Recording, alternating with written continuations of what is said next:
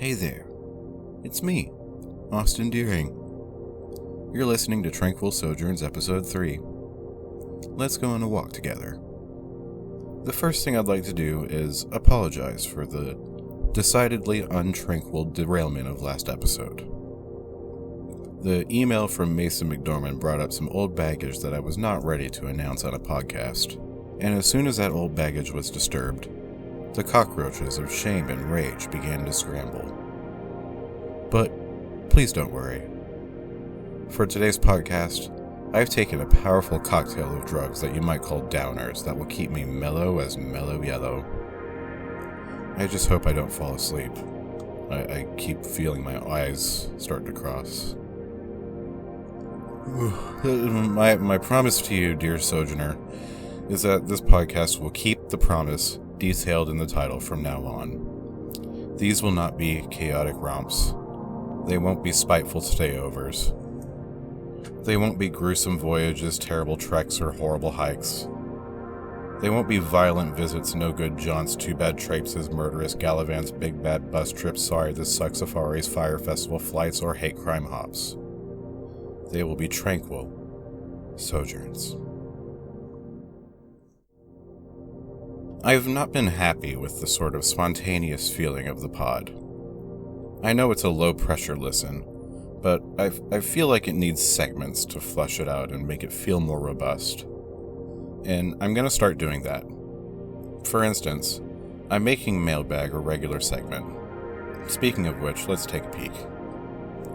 This email comes from Alicia. Dear Austin, loving the pod. Did you know that's not how you spell tranquil?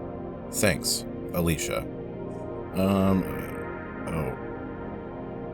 Shit. Oh. Well, to be fair, each episode of this podcast is also a train that cannot be stopped. A train of relaxation. There. I'm not changing it. Didn't save the Inkscape file for the cover, so I couldn't do that anyway. Alright, Trainquil Sojourns. That's the title, baby. Many emailed in. The email is tranquilsojournspod@. Wait. Oh, poop.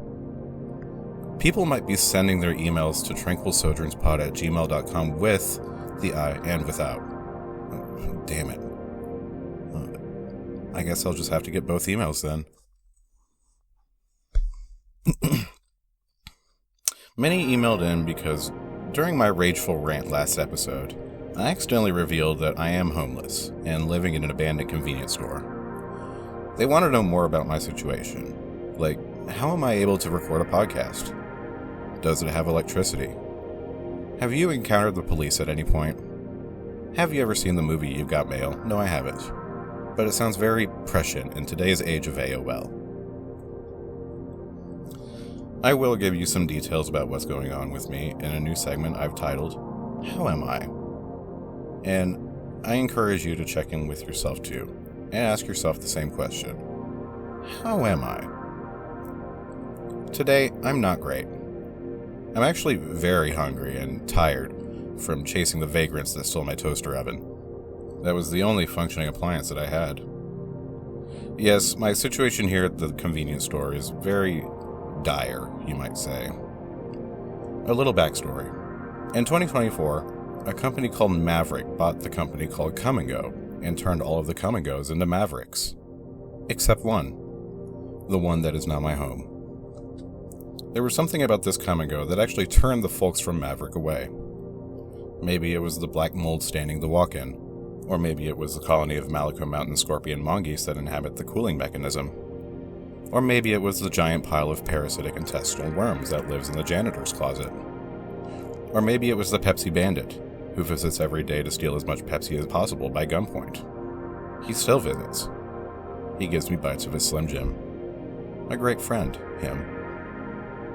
In any case, this Come and Go never got to become a Maverick. So then it became an eyesore on the side of I-49. And then it became a house. For me. And then it became a home. But yes, I am struggling. I have a lot of pothos and Christmas cactuses and coleus that I've been taking care of and watering each day with my urine. The problem that I've run into is that the urine seems to have attracted a hefty amount of thievery beetles who have made nests in each of my plants.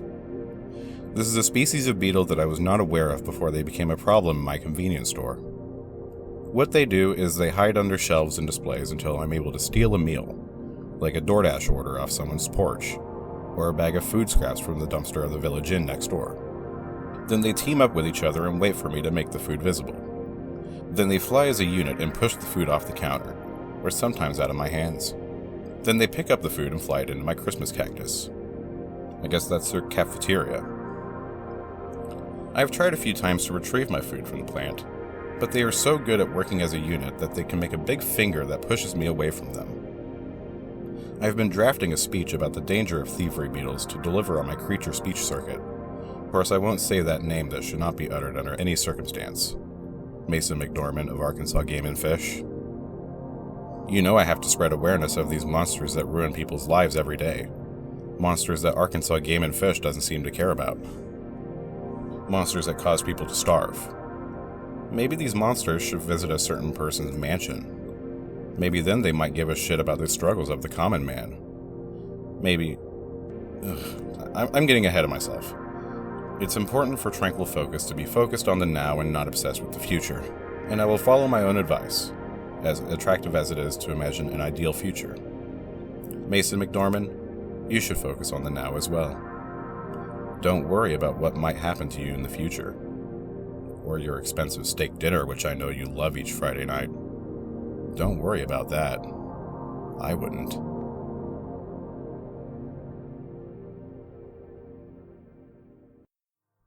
Trainquil Sojourns is produced by Austin Deering.